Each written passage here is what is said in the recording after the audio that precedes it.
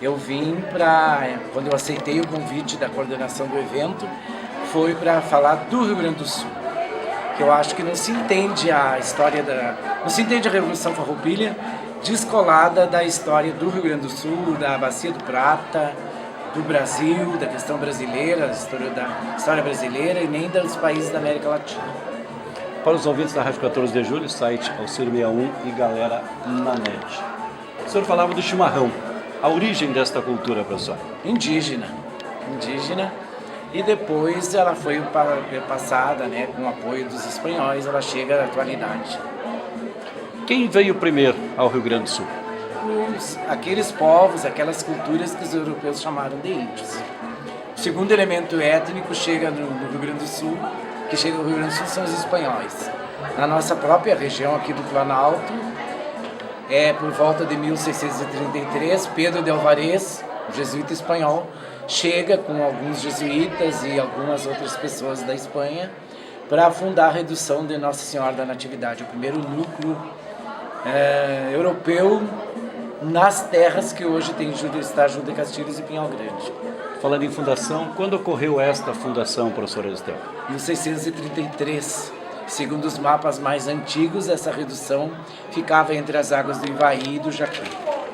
Qual foi a primeira vila que nós tivemos aqui no estado do Rio Grande do Sul? A primeira vila é o Forte de Jesus Maria José, que cresceu ao redor do forte, fundado dia 19 de fevereiro de 1737, por José da Silva Paz, e que hoje é só a cidade de Rio Grande. Quando é que ocorreu a presença negra no nosso estado? Já é a segunda metade, praticamente, ou metade do século XVIII. Mas se tem informações que na expedição do José da Silva Paz, quando ele chega para fundar Rio Grande, já trazia consigo mais de 100 escravos. Importância negra e também a importância dos espanhóis para o estado do Rio Grande do Sul. Fundamental. Inclusive precisa ser estudada, né? Nós temos uma contribuição espanhola não só na formação histórica e econômica, mas na formação da nossa língua portuguesa ou brasileira falada no Rio Grande do Sul. A própria expressão coxilha, que é o símbolo geográfico do Rio Grande do Sul, é uma palavra de origem espanhola. O verbo alambrar, carnear, brete, a expressão res, que a gente usa para o gado no Rio Grande do Sul, também são de origem espanhola. De certa forma, professor Esteu, o Rio Grande do Sul está fora da nossa história? Como? Ou seja, não é muito discutido ou falado o estado do Rio Grande do Sul e sim somente o Brasil?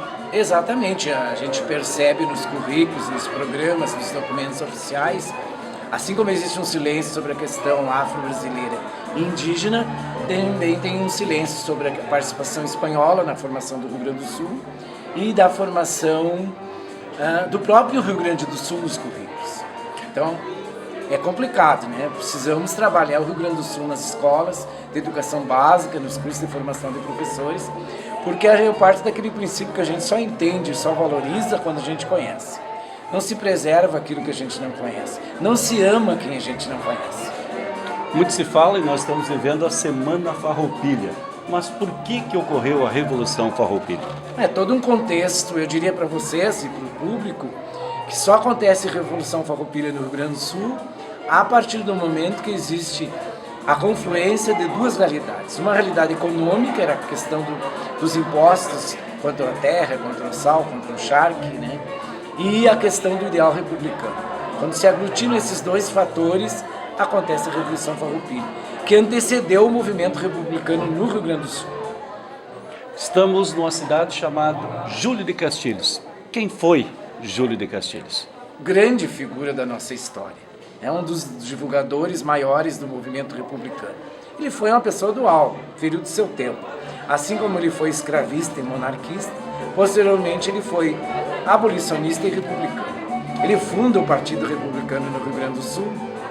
Ele está junto no palácio no momento da assinatura da ata de criação do município de Vila Rica, que depois foi se chamar Júlio de Castilhos em sua homenagem. E ele é um dos grandes, escreveu praticamente sozinho a primeira Constituição Gaúcha de 1891. Ele é autor de uma frase muito interessante, muito atual, quando ele diz assim: que todas as crianças precisam ir para a escola, ler muito e estudar muito, é tudo que nós queremos hoje. Então hoje, quando existe essa desvalorização pelas escolas, pelos professores, pelas crianças do Rio Grande do Sul, que muitas vezes não tem aula, que os professores não receberam os seus salários, o pensamento do Júlio de Castilhos é atual. As crianças precisam estudar, as crianças precisam ler e precisam saber muito para construir um futuro promissor. Para nós encerrarmos e agradecer em nome do site Auxílio 61 e Galera na Net, seu ponto de vista profissional, depois de tudo isso que foi discutido aqui junto ao Instituto Federal Farroupilha Campus Júlio de Castilhos. É um desafio enorme como professor de história, como um professor que trabalha com a formação de professores, com o ensino de história. É um desafio. No encontro hoje eu estou satisfeito, agradecido pelo convite do campus para fazer essa fala. E foi uma fala rápida de 2 horas, mas poderia se prolongar muito mais. Eu acho que só se valoriza o Rio Grande do Sul quando a gente conhece. E desde sempre eu fui curioso para estudar o Rio Grande do Sul.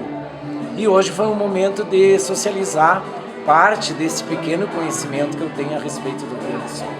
Deixe um recado aos nossos ouvintes e aos internautas que acessam os nossos sites.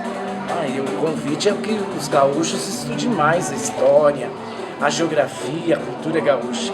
Que daí eles vão, consequentemente, vão conseguir valorizar melhor e olhar o Rio Grande do Sul com os olhos do futuro.